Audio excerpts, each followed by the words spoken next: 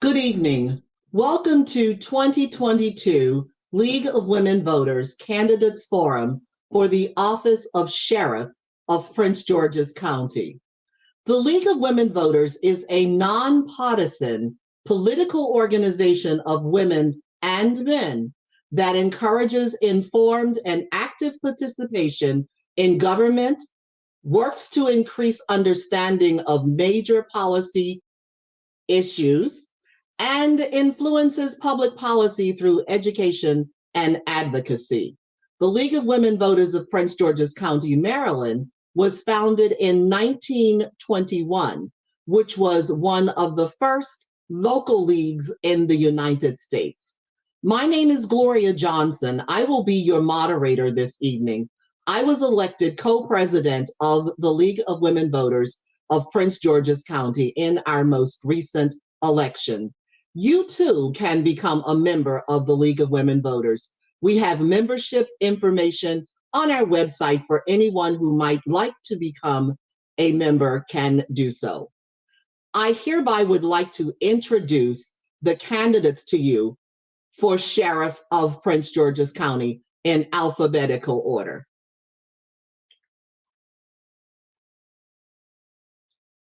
Well, I'll introduce them and they'll come on later. The first is Mr. Carr, John B. Carr, Mr. Gibson, Elliot Gibson, Mr. Grogan, Dave Grogan, and Mr. Jones, Sylvester E. Jones Sr., and Laurelyn Mayo.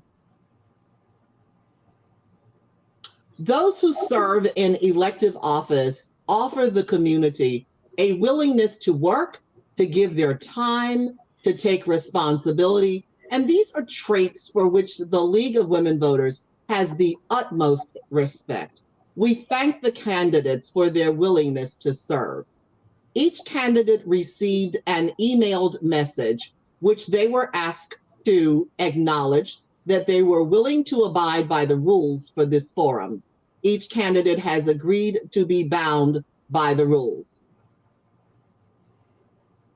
I'm going to now ask that, that they both all come back onto the stage. There you are. All right. Each candidate was emailed a copy of the rules and agreed to be bound. In preparation for the candidates forum, we asked them to please prepare opening remarks not to exceed 2 minutes. And they should also prepare closing remarks not to exceed 1 minute.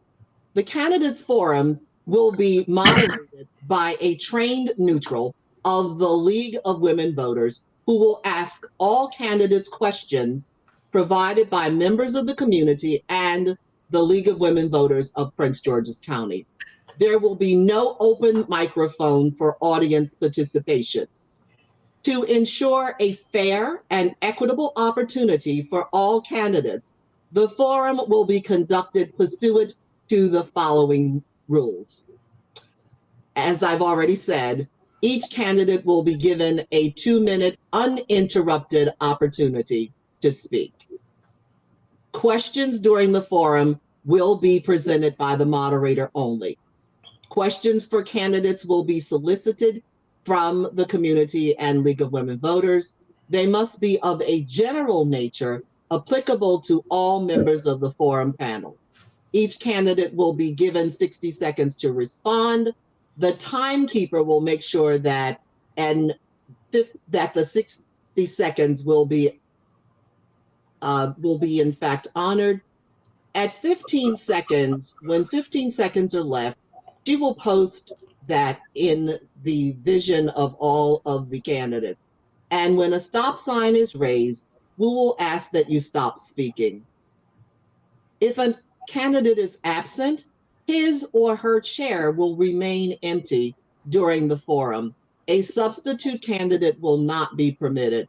A late arrival will be permitted to join the forum, but his or her place cannot be held by another until he or she arrives. Candidates are welcome to wear small badges signifying their name and the office sought, but may not flash signs or banners behind them during the forum. We will require that questions be of a general nature. There will be no interchange because this is not a debate. At the end of the forum, we will stop the questioning and give each candidate an opportunity to present closing remarks not to exceed 1 minute.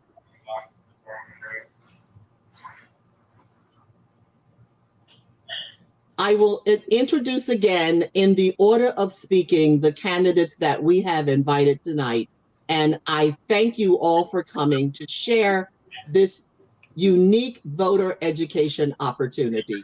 First, we have Mr. Carr, John D.B. Carr, Mr. Gibson, Elliot Gibson, Mr. Grogan, Dave Grogan, Mr. Jones, Sylvester E. Jones Sr., and we had also invited Ms. Mayo, who was contacted numerous times but did not respond.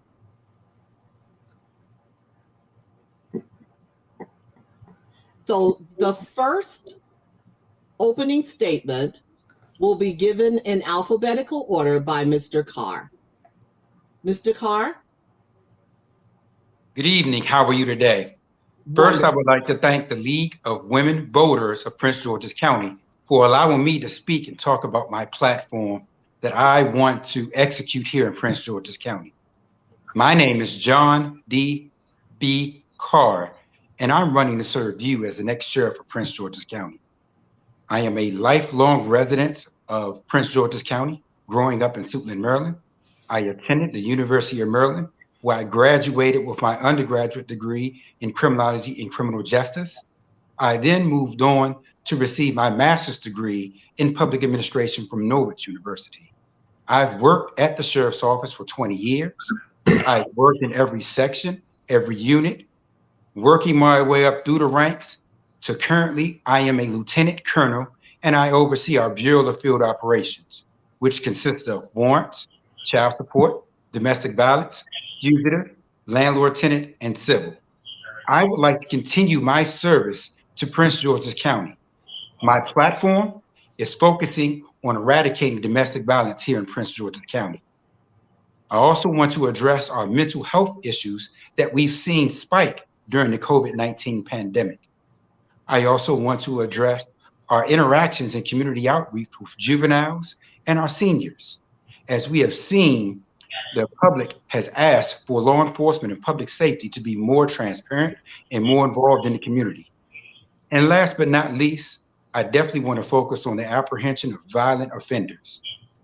As a lieutenant colonel, I have been able to lower our warrants and have actually brought the warrant count from 32,000 since I took over down to 19,000.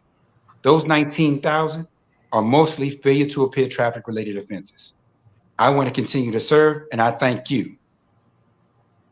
Thank you very much. And now we will invite Mr. Gibbons. Ms. Johnson, thank you. To the League of Women Voters for Prince George's County, let me say good evening. My name is Elliot Gibson, and I am a candidate for the office of the sheriff for Prince George's County.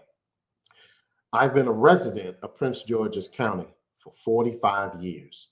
I attended Eastern Senior High School in Washington, D.C. Later, I attended the University of the District of Columbia, where I majored in criminal justice. I began my career in law enforcement with the Metropolitan Police Department in Washington, D.C. My career spanned over 25 years. I retired as a deputy commander of the 1st Police District. After my retirement, I worked in several executive public safety leadership positions, including serving as the chief of police in 2 cities in the state of Maryland. I have received dozens of awards and commendations during my career. Presently, I'm the police chief in the town of Edmonston. I've worked in law enforcement and public safety over 40 years. I am recognized as one of the senior law enforcement executives in the state. I have managed the activities of thousands of law enforcement and public safety officers at every rank. My platform theme is We Can Do More. I will focus on crime and disorder in Prince George's County, specifically shootings, carjackings, as well as stolen automobiles.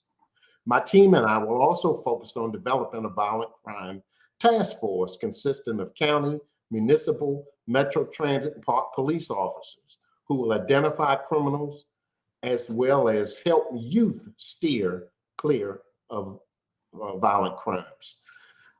We're going to assist with evictions and ensure that landlords, tenants, and renters get through this process. As your sheriff, I will ensure that our deputy sheriffs continue to receive training. Together, we can make a difference. Vote Gibson for sheriff. Thank you, Mr. Gibson. Mr. Grogan, could we please have your opening statement? Yes, ma'am, and thank you, Ms. Thank you. Johnson. And thank you to League of Women Voters. I think it's important that we should acknowledge the outgoing sheriff, Sheriff Melvin High, and congratulate him on his service to Prince George's County. I am David Grogan. I am your police accountability, police reform candidate right here from Prince George's County. I went to Oxon Hill High School. I grew up in Glass Manor. 1 month after I graduated from Oxon Hill High School, I reported to Paris Island to become a proud United States Marine. I served 6 years in the United States Marine Corps Active Reserve. Following my time with the United States Marine Corps, I went on to Bowie State. And it's at Bowie State where I started my actual public safety and or law enforcement career.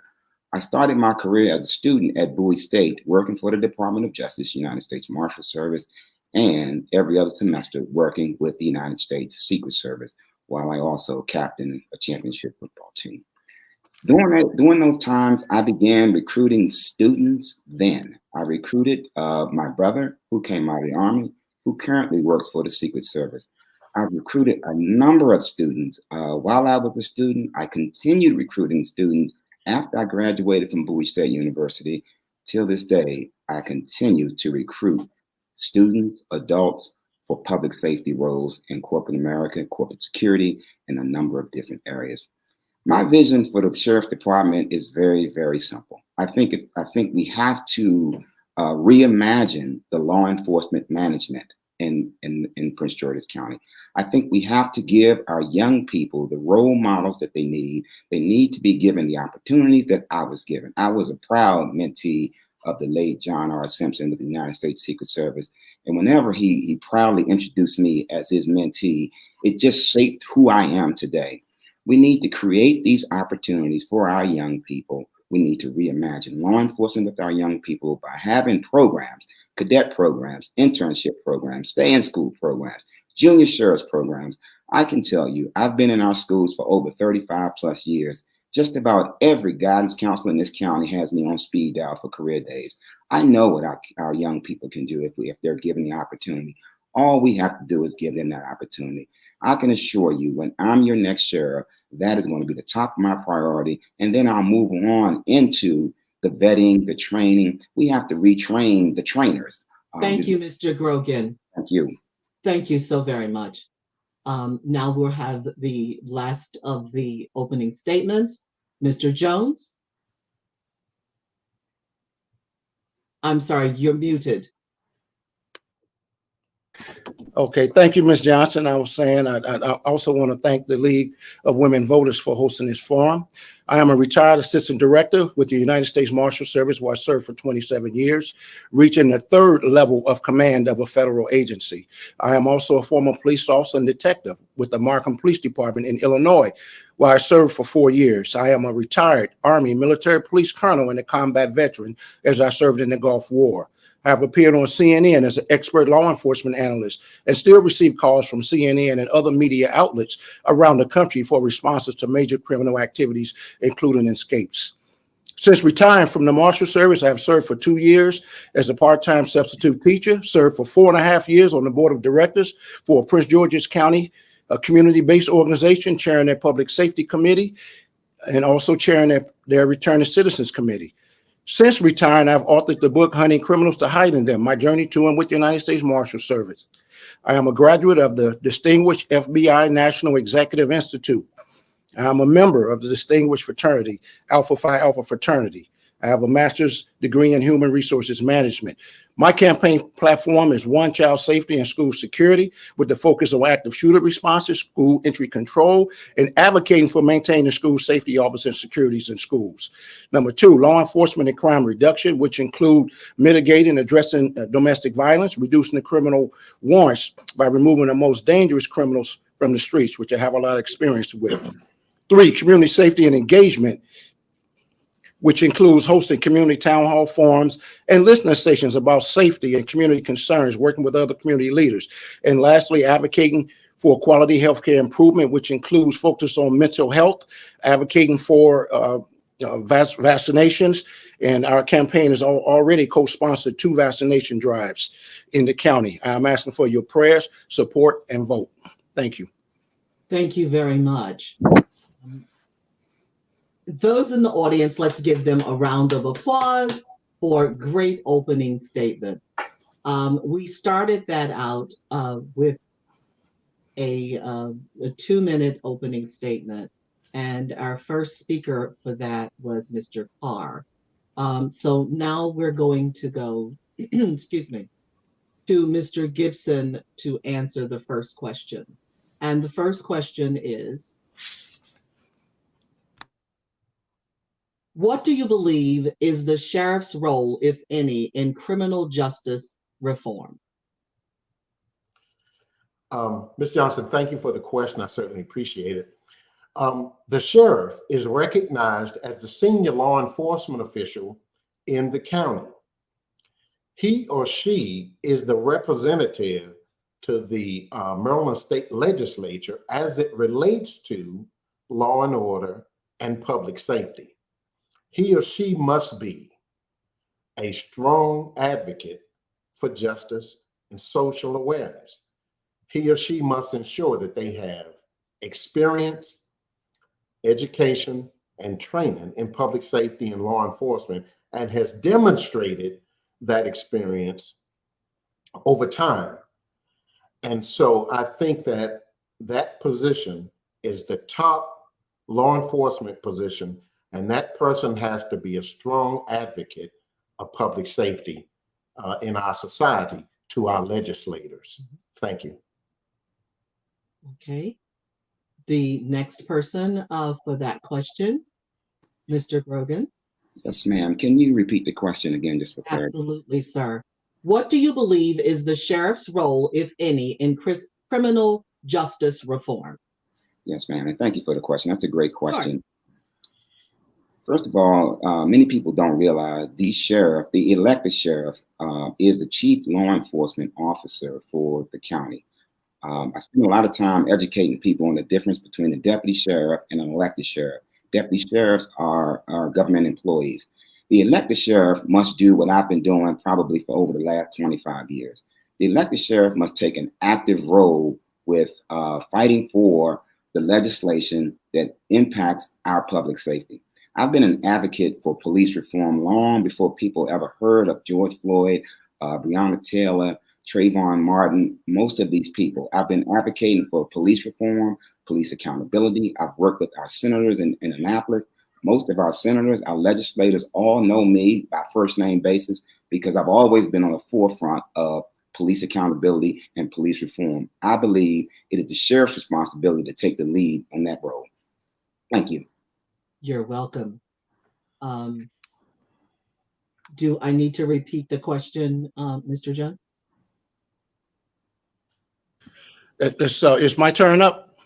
Yes, sir. No, you don't need to repeat the question. I have it. Just tell me when if you're ready for my response. Yes, absolutely. Okay, thank you. It is a great question. And the sheriff has a critical role, and the sheriff's office itself, in criminal justice reform. And it should lead by example. And to me, in my view, criminal justice reform is really 4 areas, and all 4 fall under the umbrella of accountability and transparency to the people, to the residents. The first one is to make sure you hire the right people for the job, the people with the right skill set, the right mindset for the job. Secondly, you have to make sure you give them great initial training and then in-service retraining, reinforcing the things that are important to keep them out of trouble and keep them doing the job right. Third, you need to provide good supervision for those individuals so that, and give them leaders they can follow that, set the standards and follow those standards themselves. Lastly, you have to have good discipline for your department. And I think if you set this example of having, hiring the right people and training them and supervising them and discipline, you have great accountability. You set a great example. Thank you. Mr. Carr? Yes. So the sheriff is an elected official, and as an elected official, he serves the public. The public is who he actually interacts with and works hand in hand with. The sheriff, and we say sheriff's office, is not a department, it's an office. So I want to make sure we clear that up. The sheriff actually will go to Annapolis, will work with the House bills and the law enforcement bills in order to make sure that law enforcement reform, the transparency to the citizens of Prince George's County is there. As a elected official, the sheriff is responsible for bringing that back to Prince George's County. As a lieutenant colonel, I've actually worked with some of the new legislation coming up affecting law enforcement reform and transparency, in which we do have an accountability board in which we are setting up. We do work with our county council and our county executive in order to work with that. We work with our senators, we work with our delegates. So these are things that I've already done and that the sheriff needs to do and needs to be an advocate for those serious issues here in the community. Thank you for your response. Now we'll move on to the second question. And the second question will be answered first by Mr. Grogan. He is the next in line. The second question is, we often hear about school to prison pipeline. Do you have any plans to create or enhance a school to law enforcement pipeline? That is an excellent question. Yes, ma'am, I do. I'd like to continue what I have been doing probably for over 30 years, mentoring our young people. I'm at a stage now where it's time for me to mentor the mentors. We have to give our young people the opportunities that young people have in other counties surrounding us. Again, we must create programs. We must create opportunities. We must show our young people. I know for certain boys, traditional boys, they're natural protectors. And all we have to do is nurture those, but they have to see the right role models. They have to have people that are interested in them. They have to have those same opportunities I had. When I graduated from Bowie State University, I could have been an FBI agent, a DEA agent, ATF agent, U.S. Marshal, Secret Service. I had choices. We need to show our young people that there are opportunities out there, and certainly we can change that school to prison pipeline and create a school to public safety pipeline. And that's what I plan to do when I'm your next sheriff. Thank you so much. For question 2, do I need to repeat that, Mr. Jones? No, ma'am. School to a prison pipeline is definitely a problem. I think that mentoring is very important. I've done that many times, going to high schools and working with the young folks. I mentioned in my opening remarks that I work part-time. I'm not a certified teacher, but I was part-time substitute teacher, K through 5 middle level. And it gives you a chance I gave them, a chance to see. They knew my background. They asked me a lot of questions, gave them a chance to see a good role model so that they know that there's other things that you can do, as far as knowing that I was a police officer and knowing that I served in the U.S. Marshal Service, the oldest federal law enforcement executive, and worked my way up to be the first senior executive. So I think you have to mentor them, get involved with the schools, and make sure your sheriff's office has a mentoring program and that you get involved in the schools, which is something that I plan to do. And I've said I would do in previous campaigns, and I will do. Thank you. Thank you. Mr. Carr? Yeah, so I don't know if many of the other candidates know or people know, we actually have a mentoring program at the Office of the Sheriff currently right now. We do have an MOU with the schools in which we work with the middle school kids, and we work to mentor those kids, not only inside the school, but outside, working with parents, working during the summertime, in which we offer a free summer camp. Many years ago, I was a school resource deputy when the office of the sheriff was in schools. Currently, right now, we are no longer in schools in that role or capacity. We are only there for mentorship. And this is something that we carried on with our Explores program. And it's something that I would like to continue and even grow. It is one of my platforms in which we talk about juvenile outreach. And not only are we working with the juveniles, but we also need to work with the parents as well. There are a lot of programs here in the county that we are a part of that we need to make sure our citizens are aware of. And we need to make sure that we follow through to see these kids, not only through middle school, but high school, and hopefully in their career field, whether that be in public safety or that be in another career field or realm. So this is something that I definitely want to continue. Thank you very much.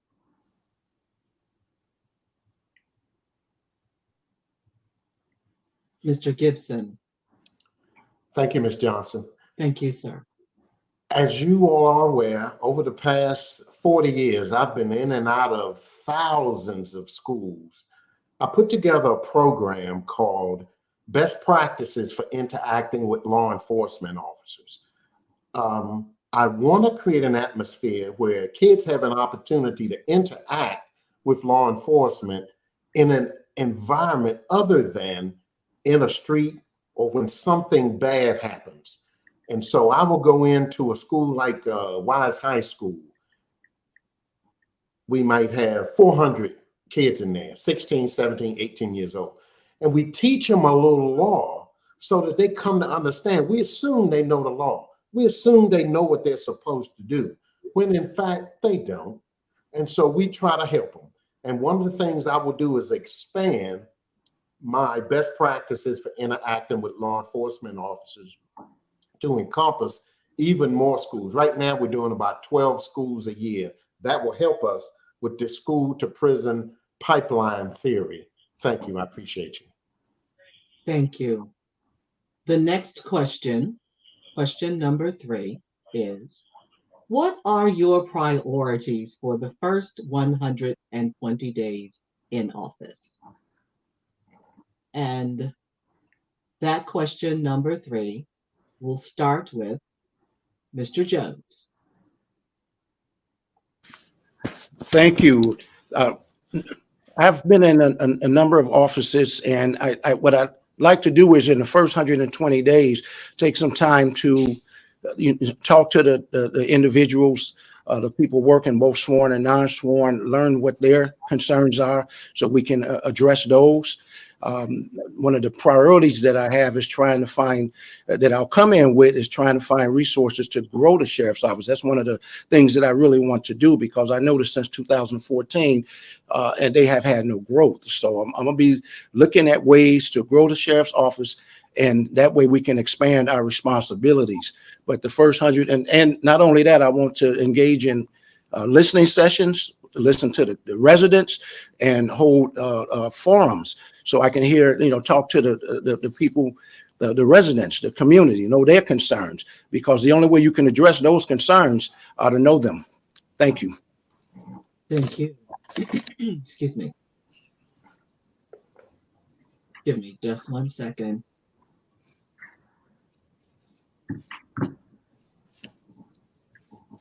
Okay, we're back up to the top with Mr. Carr.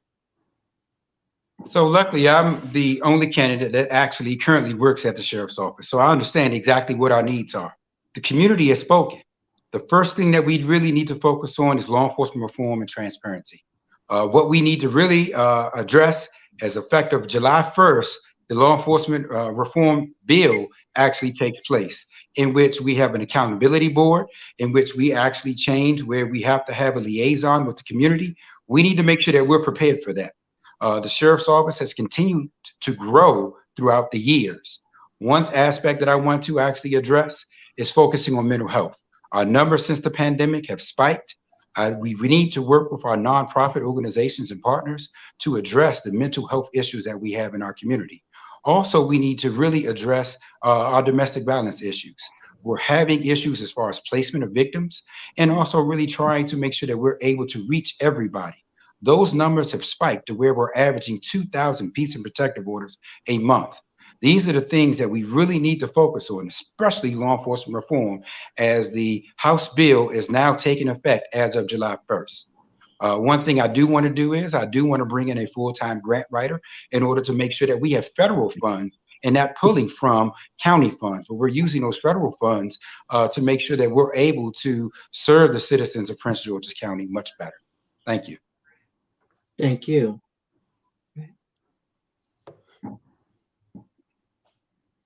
Let's see. Was that Mr. Gibson? Now, yes, ma'am. I think I'm next, Dave Grogan. All right. Mr. Grogan? Yes, thank you for the question. The first 100 days, I think it's important for me to sit down with all of the candidates first. I intend to be the sheriff that's going to bring the community together. I consider myself the unity sheriff. So I think within the first 100 days, I want to sit down with each of these candidates and find out what their ideas are and what they think are some of the best practices from there. After that, there are some things that are near and dear to me when it comes to police accountability and police reform. It's important to me that I meet with every single deputy sheriff, that I meet face to face. I'm going to be a hands-on sheriff. I want to know what is their understanding of the police reform. I also want to know what is their understanding of use of force. I have some concerns about that, so I think it's important that I get face-to-face, eye-to-eye contact with each and every person that we send out on our streets. Thank you. Thank you. So that was question 3, and I think we've gotten 4 answers to that. So we'll now go to question 4, and the first person to respond to this will be Mr. Carr. And that question is, what plans or ideas do you have to improve the relationship between the community and the department? So You the skipped a first, candidate. I believe we may have skipped Mr. Gibson on that question there. Do you want me to continue, or do you want me to? No. I'm sorry. I've apparently misdone my chart. Absolutely. Go ahead, Mr. Gibson. Thank you, Ms. Johnson. I appreciate it. I'm so sorry. The Office of the Sheriff has existed for over 300 years. They're a fine-tuned institution. I'm not going to wait until January 1 to decide how I'm going to do business. Immediately after this election, I will be meeting with those executive level staff members to let them tell me how they've been doing business. We cannot assume that we know. I want to try to interact with our county executive to see some of their concerns or some ideas they may have as we move forward with a new administration. The same thing would apply to our city council members as well as our ANC commissioners. We cannot just go along acting as if we don't need the help of others. We have at least 26 police chiefs in the state, in Prince George's County. I want to network with them. We're going to take a process over the next 100 days to make sure that we have a good understanding about what it is we're supposed to be doing. Then we'll start looking at hiring, training, moving forward with other things that are already in the pipeline, including the budget. That's my position on the first 100 days. Thank you. Thank you, Mr. Gibson. I have no idea how I looked at this chart backwards, but in any event, thank you for your response. We are now going to question 4, which I will read again. What plans or ideas do you have to improve the relationship between the community and the department? I'm back on my grid now, and that question goes to Mr. Carr. So one of the biggest things that we need to do is we need to have the community more part of our organizations. A lot of times, most people don't know exactly what the Office of the Sheriff, what we do, and how we interact, even to include, members here. We need to make sure that we can bring in the citizens and have a citizen advisory board, which we currently have, but expand that to talk about law enforcement reform and to talk about policies that we can better serve our citizens. We also need to make sure that we're out and about. And when we talk about community outreach, focusing on our seniors and focusing on our juveniles. Currently, our juvenile issues stem from a lot of the carjackings that we see and assaults that we see here in Prince George's County. I've been in the forefront and working with our state's attorney and also working with our county council and other elected officials in order to try to address that. We need to hear from the community. We serve the community. And the only way that we're going to actually gain that trust back from them is to have them have a seat at the table in which we talk about our policies, our procedures, and they understand exactly what we do. Thank you. Thank you, Mr. Carr. Mr. Gibson? Yes, thank you for the question. While I've been campaigning, I've had opportunity to talk to a lot of folks. Most of those have said, why is it we only see our elected officials around election time? We have a duty to get more involved in what goes on out in the public. Under my administration, we're going to have a schedule where we go out from Laurel or Brandywine, and we're going to meet, greet, and interact with our residents with a view toward trying to be clear about the things that they want to see from this agency. We report, we belong to the residents, and I'm going to make sure that we do those things, that we're consistent, we're transparent, and we have a social media platform to the extent where everyone knows what goes on in the sheriff's department, and we're always looking for new and creative ideas. That is my plan for the future. Thank you, Mr. Gibson. Mr. Grogan? Thank you, ma'am, and thank you for the question. I will say I do agree with Mr. Carr on one aspect. He said that the average person in Prince George's County has no idea what who the sheriff is. They have no idea who the elected sheriff is. They have no idea what the role of the office of the sheriff. And so I intend to continue doing what I've been doing probably for over 20-something years, helping educate our community. I served 2 terms appointed on the City of Bowie Education Committee. My grandmother was an educator. My mom was a scholar. I found myself educating people most of my life. I've got a coloring book for our young kids that's called The Sheriff is Your Friend. It's very important that our young people are exposed to civics and the role in government, how government works. So I intend to continue that. I intend to continue working with our teachers. I intend to continue working with our coaches. I intend to continue working with our legislators, and that will help at some point rebuild the trust. I'm not even sure if build the trust. There's never been much trust, not in the Black community, but build the trust of law enforcement. Thank you. Thank you. All right, the next speaker.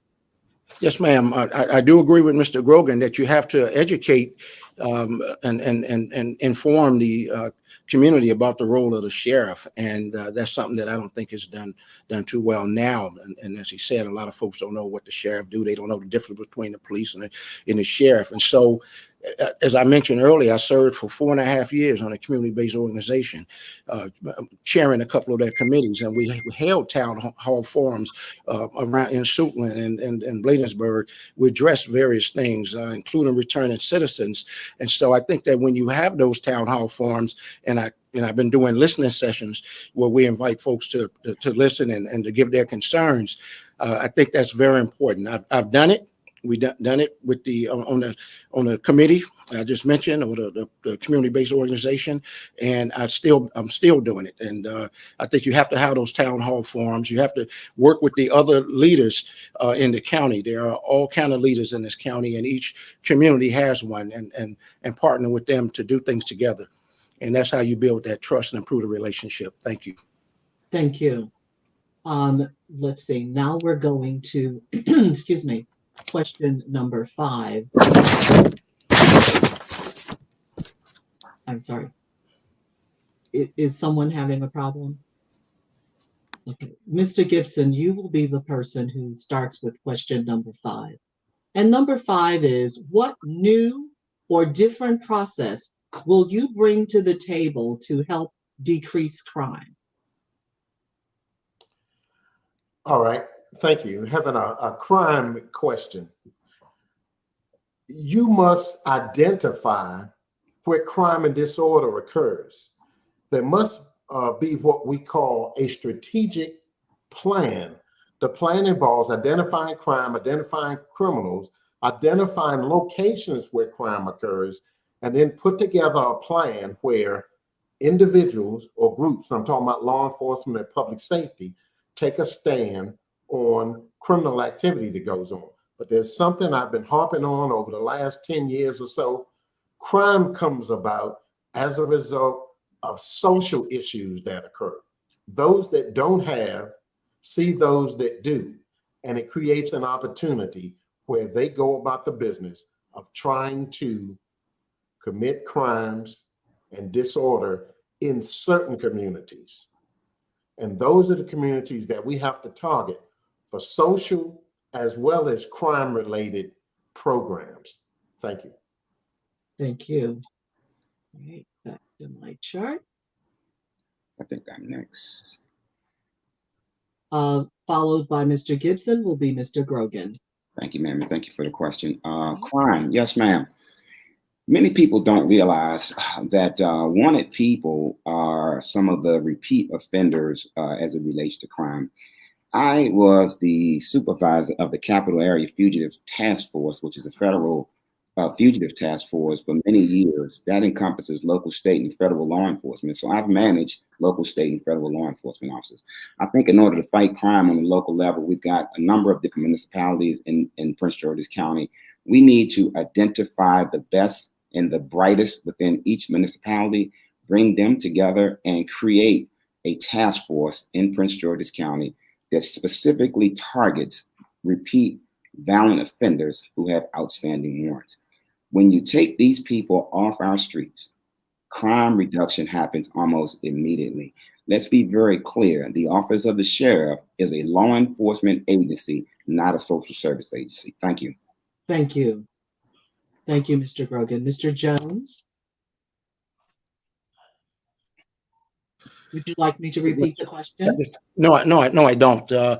I do agree with Mr. Grogan that you have to focus on the problem you have as far as targeting the most dangerous criminals. And so one of the things that I mentioned as far as our platform is be focusing on targeting those criminal warrants that are still the sheriff still have, and looking at the most dangerous folks and targeting them and getting them off the streets. That will increase safety. One of the things I did when I was a chief deputy U.S. Marshal in Atlanta, one of the things they did that I think we should do in this area is they had something called Metropole. So real quickly, Metropole was a group of all of the federal law enforcement leaders, the assistant special agent in charge, special agent in charge, U.S. Marshal, police chiefs, and we would have meetings in various communities all around the city of Atlanta. And then those officials would let us know, you know, what those concerns were, what our hotspots were for crime, and then we would target those areas and relieve them of some of that crime. And so those are kind of things I think that we need to do as law enforcement partner in our county. Thank you. Thank you, Mr. Jones. Mr. Carr? Yes. So the Office of the Sheriff, we already have several task forces in which we work with federal and state and our municipal and other agencies here in the county. So it's not so much the issue as far as the warrants, because everybody doesn't have a warrant that commits a crime. Our focus needs to actually bring everybody together as our municipal government and also our local enforcement, such as Prince George's County Police. We know where the actual hotspots are. Instead of over-policing certain areas to say that, hey, here's where crime is, we need to now bring in our community leaders, our violence disruptors, you know, our nonprofit organizations, and provide additional resources to those areas to try to curb that crime and violence. One, it also helps us develop that trust with the community as we have a ongoing dialogue. Crime does not need to be hit, or law enforcement does not need to hit certain areas with a hammer and over police these areas. We need to work with our citizens, and we need to address those actual problems that we know are social issues in the community through nonprofit organizations. Thank you. Thank you so much. All right. The next question will start with Mr. Grogan. Mr. Grogan, the question is this. Are there any plans for additional crisis intervention experts to be called in when calls of possible mental illness could be involved in a 911 call? De-escalation could help in most situations when police are called. What is your view on this? Yes, thank you. That's a great question. Obviously, we are now recognizing that mental health and mental illness has not been addressed from a law enforcement perspective. So we have law enforcement officers responding to people that are having mental health crisis. I have a background in mental health. I served as a vice president for government relations for a behavioral health firm, female-owned firm here in Prince George's County. I am very sensitive to mental health and mental health needs. I am a mental health advocate, have been for many years, have been writing about mental health and the current and the concerns long before it became popular. There's some things that we have to take a look at. When law enforcement respond to a scene, they need to be trained first. Because these are very dangerous situations, and I'm always concerned about looking after my officers. And so we have to take a look at the idea of law enforcement responding first, trained, well-trained law enforcement officers, and having mental health aides aside afterwards. But I do not promote the idea of having mental health aides responding prior to law enforcement without knowing what the circumstances are. Thank you. Thank you.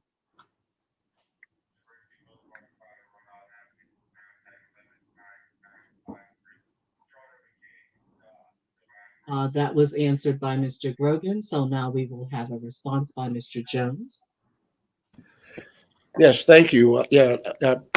Crisis intervention and with some of the situations that our law enforcement confronts is a problem. I remember as a police officer back many years ago when I worked the streets and dealt with situations where there was mental health involved. There was more funding for and mental health facilities, but many of them, if not all of them, have been defunded. So I'm happy to see that our president, Biden, is introducing some legislation to provide funding for more mental health assistance. And so we need that. I think the sheriff department should have someone, if they don't already, it'll be one of the things I do as part of my assessment is make sure we have a staff that can help with our training with mental health awareness out there, because I always, in some of the lectures that I do, talk about making sure that our officers are trained right. They understand de-escalation, because a lot of times you see some of them escalate versus de-escalate. And they may not, the people that you're talking to on the streets may not even understand what you're saying. They may not have taken their medicine, you just don't know. So that's an issue, and that I'm glad it's being addressed, and I'll further address it as sheriff. Thank you. Thank you. All right.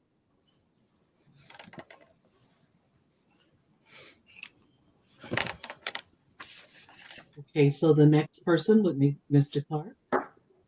Yeah, so currently, all of our deputies are required to go through what they call a behavioral health class, CIT class, critical intervention training, in which we actually understand and try to empathize with somebody who is going through the stress of mental health. And we actually have in-service that we consistently do on a regular basis. One thing that many may not know is that the county has started to go and focus on mental health, as we have a new healthcare provider, iMind, that as of July 1st, when you dial, or a little bit later on, they're trying to have a program when you dial 911, either you would get, they would ask you fire, police, or mental health. We have what they call SAM 800 units that actually respond. And this is basically to allow the officers or deputies to address that issue. We are not clinical technicians, so we need to make sure that we refer to those who have that skill and ability in order to do that. So as sheriff, I will continue and also grow those programs, as we are primary in dealing with our emergency petition orders, and those are a civil order that we deal with those with mental health issues. Thank you. Thank you. Okay, the next person would be Mr. Gibson. Thank you for the question. As a result of my having worked on the street in Prince George's County every single day, mental health issues are a critical issue that goes on. Every single day, someone is in need of some intervention. The officers have to be prepared to deal with whatever is going on physically. But there has to be a person who is trained and skilled in recognizing things that can be done that may keep the person from, as opposed to going to jail, going to a hospital. It's a team approach. I think the police should be the first responders, and the folks who are the mental health clinicians should come to back up whatever the police are doing and receive instruction at the time that it's going on. One of these events occurs every single day. It's a team approach, mental health, law enforcement, and public safety. We can get there. Thank you very much. Okay, let's get I'm trying to decide whether we have time for another question or if we've got to go ahead and close this out. Mr. Johnson, are you, let's do one last question. Okay. What do you consider to be the #1 crime impacting our community? And what's your vision about how to address it? That is our question number 7. And the person who starts number 7 is Mr. Jones. Okay, I just unmuted myself. That's a great question. It came up in another forum as well.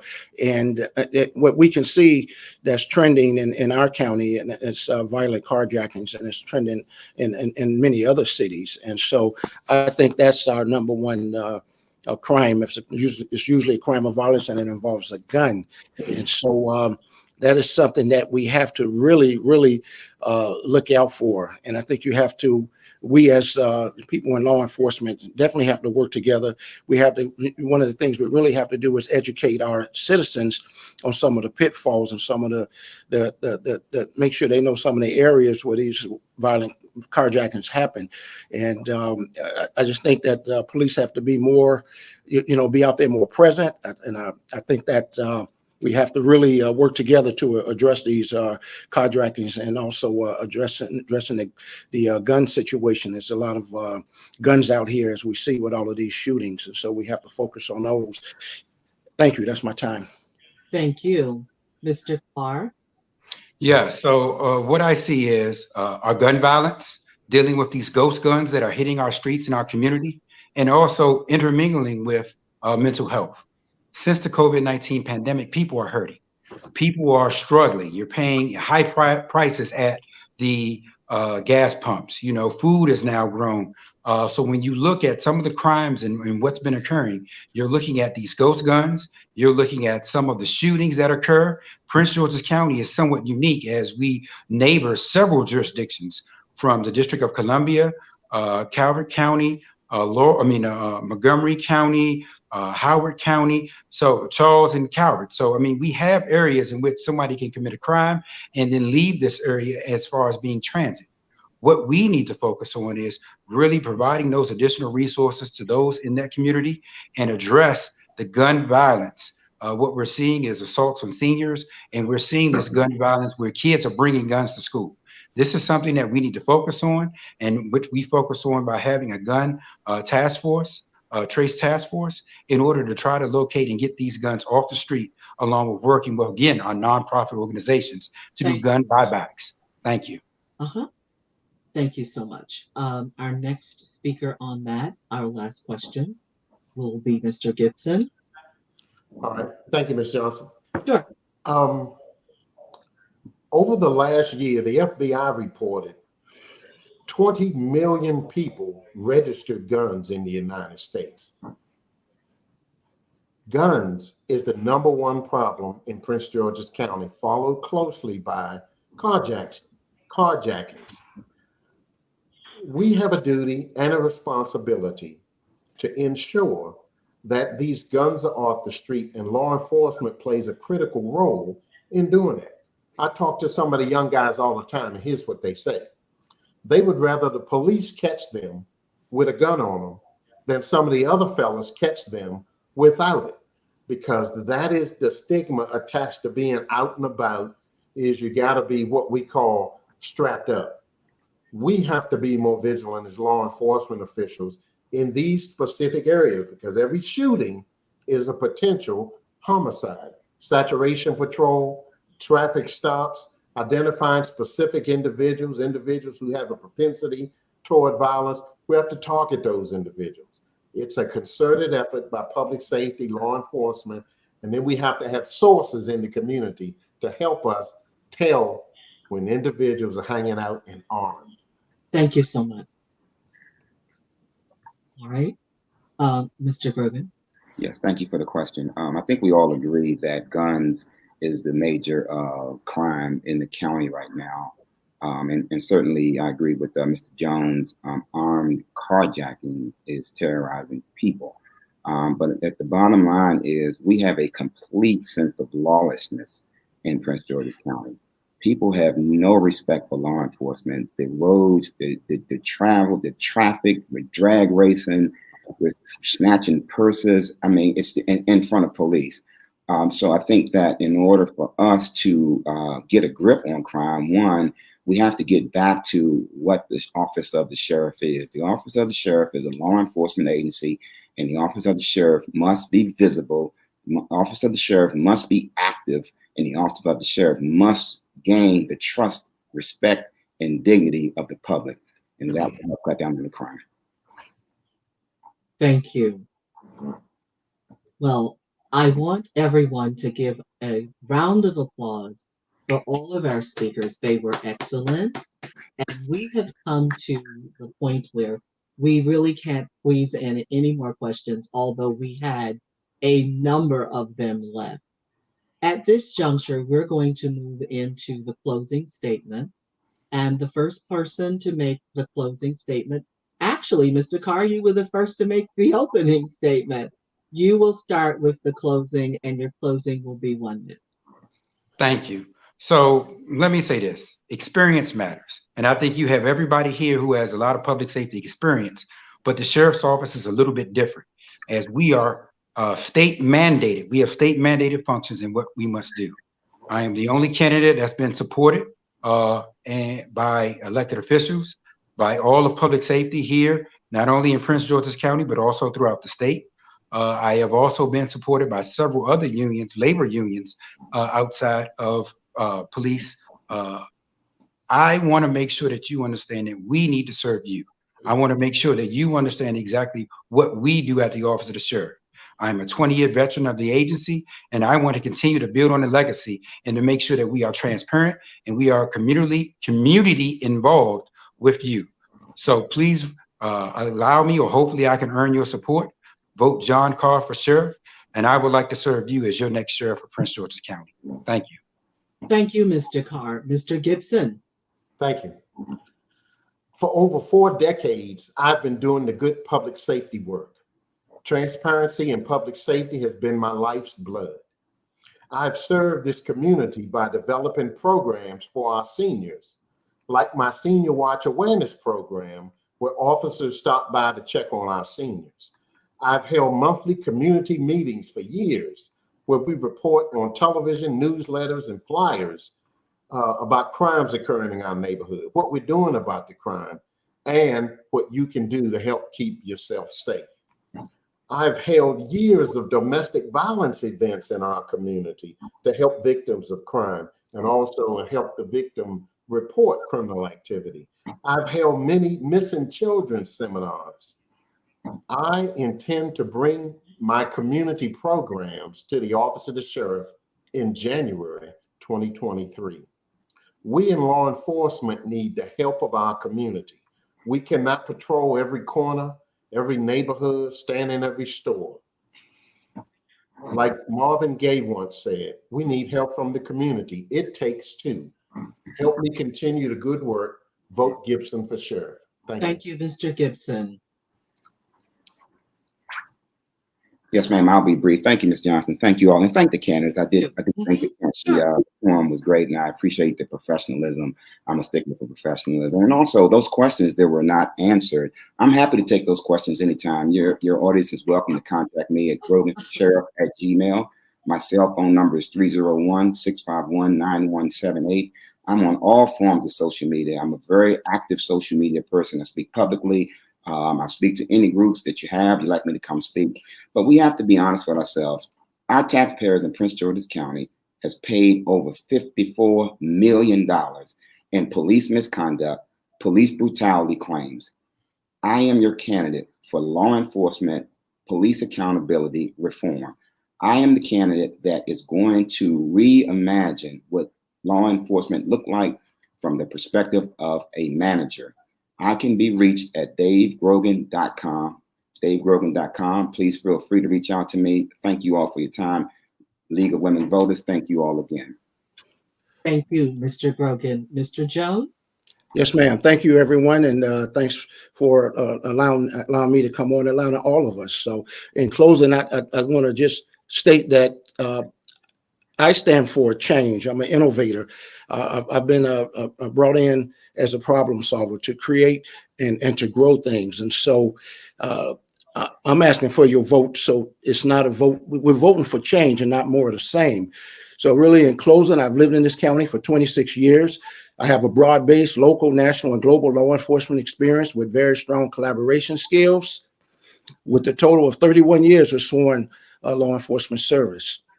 I'm a lifetime member of the National Organization of Black Law Enforcement Executives, former chapter president of the same, former FOP Lodge president. So again, as I mentioned, I served for 4.5 years with a community-based organization. So we work with nonprofits and we help them and we held forums. And so please visit our website, votesylvesterjones.com, for more information. I'll close by saying what I've said some other times: I am the right candidate at the right time for all the right reasons. Thank you and good night.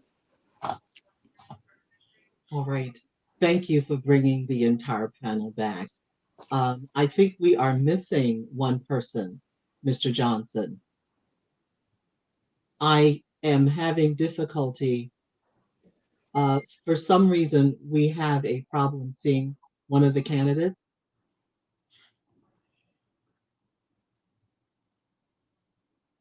Can we stop the show for 1 second, please?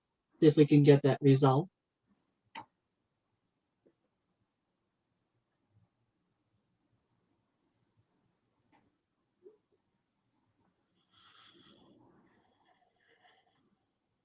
It looks like we've had a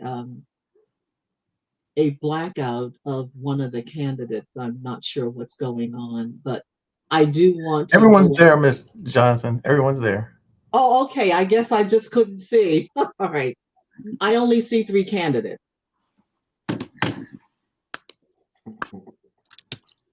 I see Carr, Gibson, and Grogan. Everyone is on stage. You're good to go. Okay, thank you. All right. I just want to close by saying the League of Women Voters sincerely appreciates each one of you taking your time this evening to come out and help us in educating the absolute Prince George's County public, because it is important that we have informed voters and that they have an opportunity to know what you think and feel and what it is that you bring to the table. And I think each one of you has done a wonderful job today of doing that. As I started off saying, those who serve in an elective office offer the community a willingness to work, to give of their time, to take responsibilities. And these are the traits for which the League of Women Voters has the utmost respect. We thank you, 4 candidates, for coming out and displaying your willingness to serve Prince George's. Thank you very much. This ends our forum. Thank you. Thank you all. Thank you. Good night. Good night. Thank you. Thank you, Ms. Johnson. Stay safe, everyone. Thank you. All Everybody right. take it easy.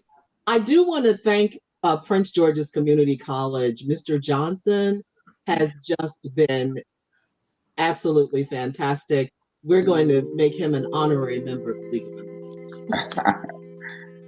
All right. Thank you all.